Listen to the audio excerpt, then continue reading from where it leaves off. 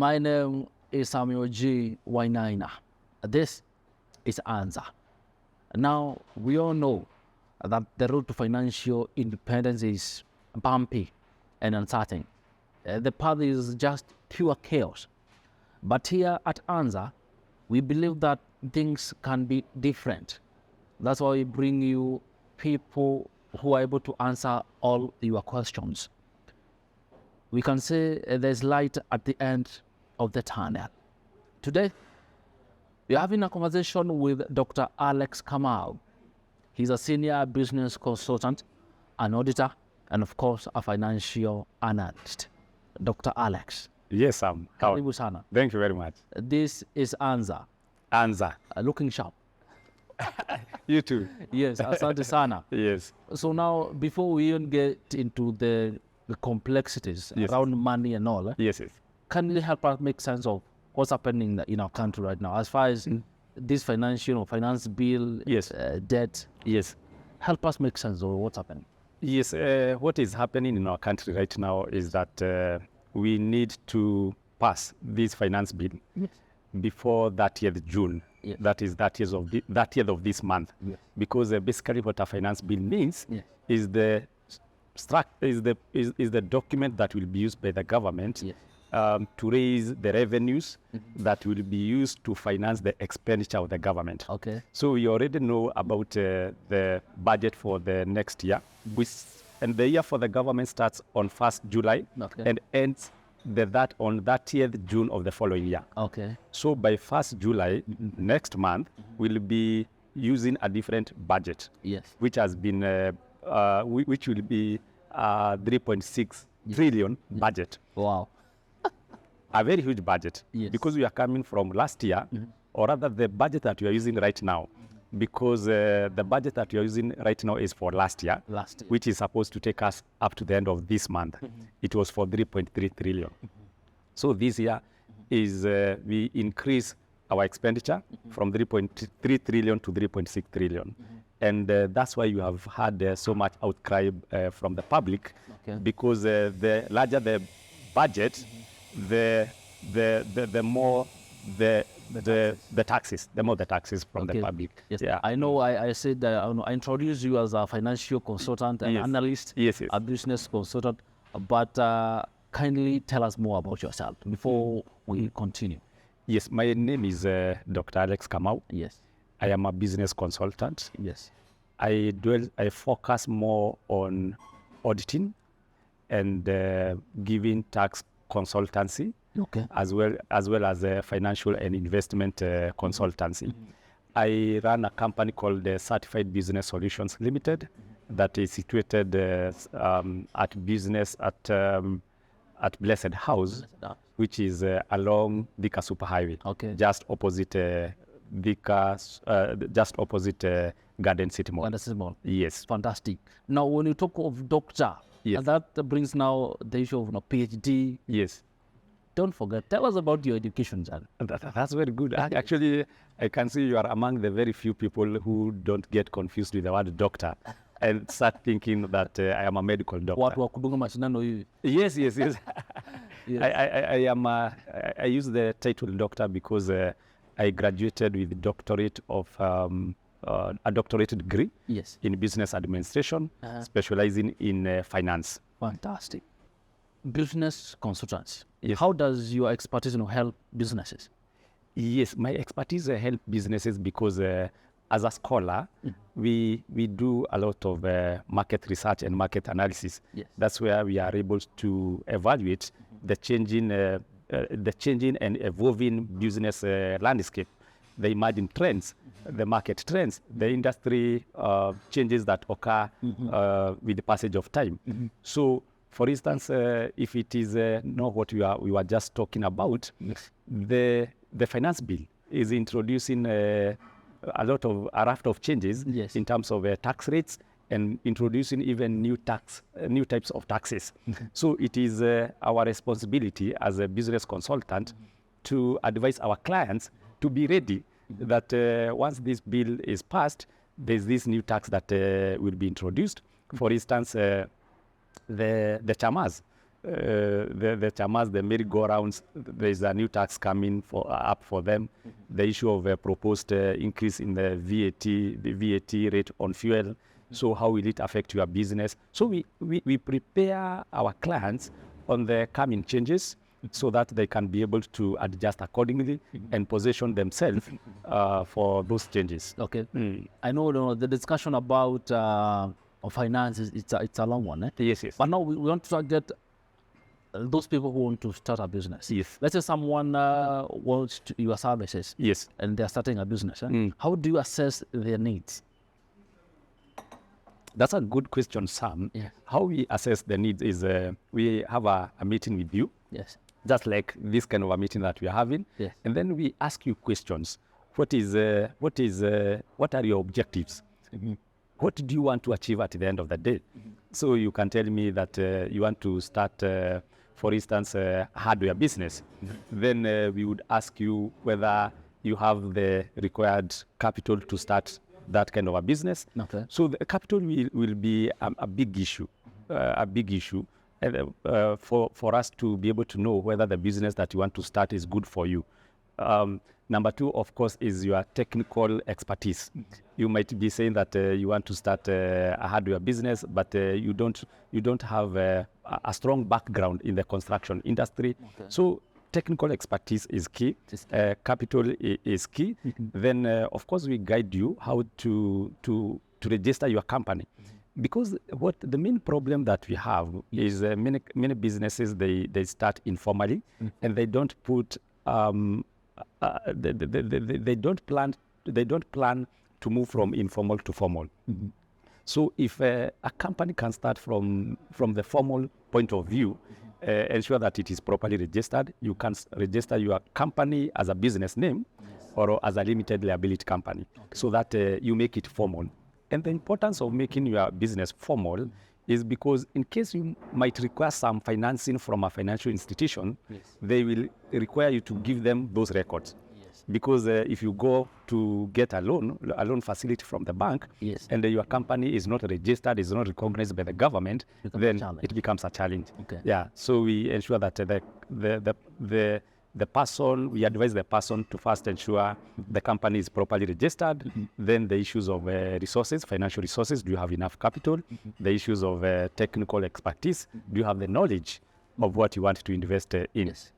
Now I know people are wondering, people come to you for your consulting and all. Right? Yes. How do you calculate your fees? It's a very good question. Very good question. There's various professional, what do you call them?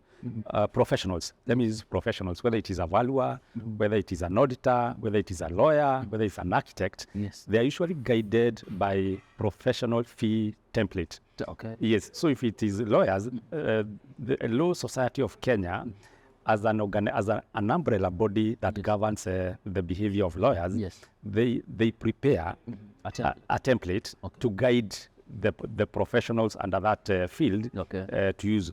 And the reason why umbrella bodies come up with a template to guide in terms of charging, how a professional should charge fees to their clients, is to ensure that there's no unfair competition. And because unfair competition, maybe if a cup of this tea is supposed to cost about 100 shillings, you might see someone who is very aggressive and just want to attract customers. Instead of selling at 100 shillings, he sells at 20. So at the end of the day, he will even compromise the quality of services offered by that profession. So that's why professionals are not at liberty, so much of it, to set any price that they want for. There's a template that guides them. That guides them. That guides them. Nice. So now, when you talk of having businesses, because you find that when people start business, the key goal is to make a profit.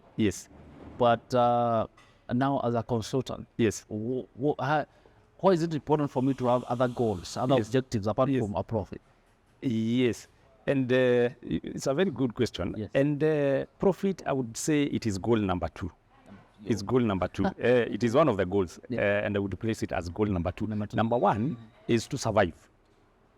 Did you hear that? Number one, survival. Survival is key. Survival is key. Yeah. Before you even start thinking about profits, Yes. you need to ensure that whatever the income your business is generating, Yes.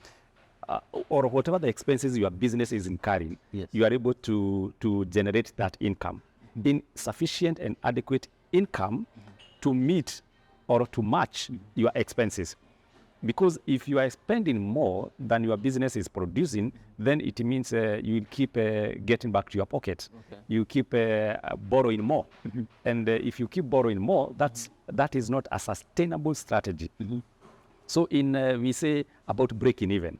Probably you have come across that concept. Yes. Breaking even is a point whereby the company is able to raise enough revenue to match all or to pay for all its expenses.